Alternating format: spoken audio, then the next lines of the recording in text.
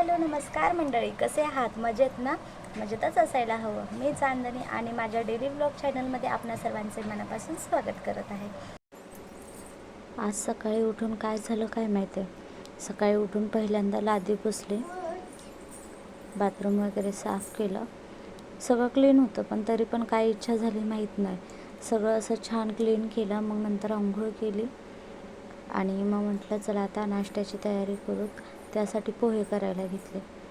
पोहे तर करत होते, पण पिलीचे पप्पा मला खूप वेळेस म्हणले, लग्नाला एवढे वर्ष झाले तरी तुला अजून काही अंदाज येत नाही.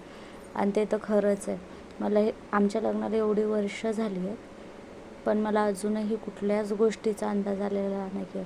स्वयंपाक करताना माझ्याकडून दरवेळेस डेलीचं डेली हे एक्स्ट्राचा स्वयंपाक होतो. रोज फेकून द्यावं लागतं. शिळ त्यांना पण खाऊ वाटत नाही आणि मला पण खाऊ वाटत नाही.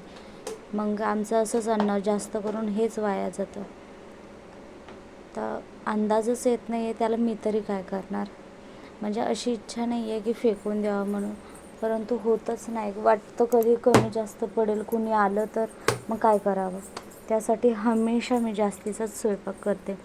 तर इथे करत होते मी पोहे, आणि पोहे करताना सिंबा रडू लागला. आणि सृष्टीचे पप्पा दोघेही आंघोळ करत होते. आणि सिंबा असा आहे की त्याला अजिबात एकट्याला राहवत नाही. त्याला कुणी ना कुणी पाहिजेच माणूसजवळ. तर त्याला बघत बघत मी पोहे बनवले आणि त्याच्यासोबत थोडासा टाईमपास केला.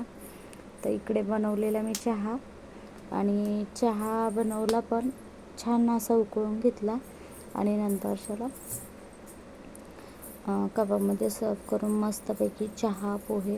आजचा नाश्ता खरंच खूप छान झालेला. तसा चहा पण माझा खूप मस्त होतो आणि खूप छान झालेला नाश्ता पण. तर आज मी बनवलेलं स्वयंपाकात शेवग्याच्या शेंगाची भाजी आणि ज्वारीच्या भाकरी. त्याच्या काय क्लिप्स व्हिडिओ वगैरे काढले नाही, कारण की मला खूप घाई होती आज. तर मला बाहेर जायचं होतं. उद्याच्याला रक्षाबंधन आहे, तर मला ना खरेदी करायला जायचं होतं. तर मी म्हटलं चला मला तर जायचं आहे, तर सृष्टीसाठी मखाने तरी भाजून घेते. मी खाली गॅसकडे पाहिलंच नाही, गॅसची फ्लेम फास्ट आहे का स्लो करून, आणि ती होती फास्ट. आणि कढई ठेवली आणि माझ्याच नादात होते, गेले सगळे डागून बसले. तर मी वहिनींना कॉल केलेला. तर वहिनी म्हटल्या ठीक आहे, मी मुलांना सांभाळते, तुम्ही जाऊन राखी वगैरे घेऊन या, तुम्हाला जे सामान आणायचं आहे ते. तर मग मी वहिनी आली. तर इथे सृष्टी झोपलेली आणि सिंबा झोपायचाच होता, पण तो झोपलाच नाही.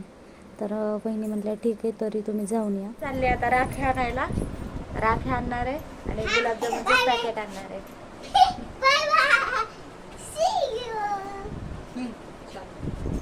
मी 10 राख्या आणल्यात. सोबत आणलंय गुलाबजामुनचं पॅकेट. बघूत आता. तर उद्या रक्षाबंधन आहे, त्यासाठी टाईम वेस्ट न करता मी पटपट इथेच गुलाबजामुनची तयारी करायला स्टार्ट केली. त्यासाठी मी अगोदर चाचणी बनवायला ठेवली. मी इथे ग्लासाच्या मापाने साखर आणि पाणी दोन्ही टाकलं. म्हणजे ना वाट्याचं पण ठीक आहे, पण म्हटलं चला ग्लासाने आपल्याला पटकन इझी माप होईल, कारण की माझे पावशरचे ग्लास आहेत, त्यामुळे मला ते इझी पडलं. तर मग इथे मी गिट्सचं गुलाबजामुन पॅकेट आणलेलं.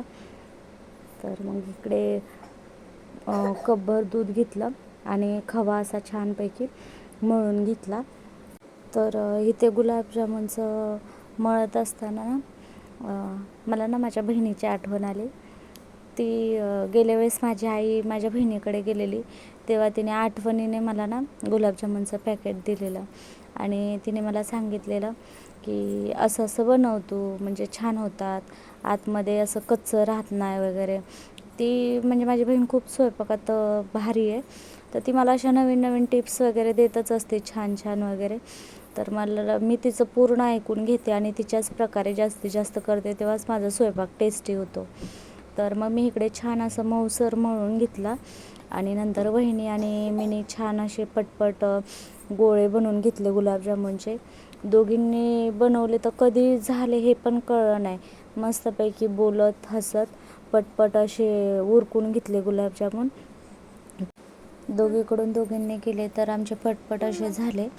तर वहिनीने आणि मीने काही लंबुळके बनवले तर काही गोल बनवले, कारण की मुलांच्या तोंडात असं जर ते पाक मुरल्यावर जास्तच असं फुलून जातात.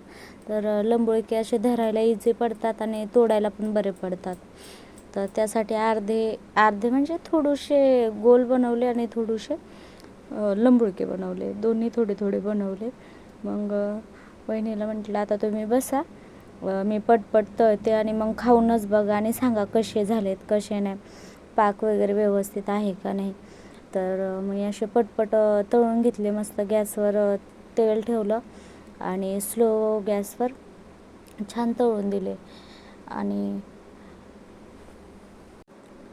तर इकडे गुलाबजामुन तळीत होते मी आणि इकडे लेकरांचा चाललेला कालवा. पण मी अजिबात लक्ष दिलं नाही, कारण की मला गुलाबजामुन पटकन पाकात टाकायचे होते आणि खाऊन बघायचे होते नेमके झालेत कसे. तर मी पटपट असे टाकले पाकामध्ये मुरायला आणि खरंच खूपच छान झालेले, खूप म्हणजे खूपच छान. माझा पाक पण खूप छान झालेला, कारण की ना मी पाकामध्ये ना सेम क्वांटिटीमध्ये साखर आणि पाणी, म्हणजे एक ग्लास साखर टाकली तर एकच ग्लास पाणी टाकले, त्यामुळे ना माझा पाक खूप छान झालेला. आजचा ब्लॉग मी संपवते. Bye bye. उद्या भेटू रक्षाबंधनच्या दिवशी. जर तुम्हाला माझा व्हिडिओ आवडला असेल तर लाईक, शेअर आणि सबस्क्राईब करायला विसरू नका.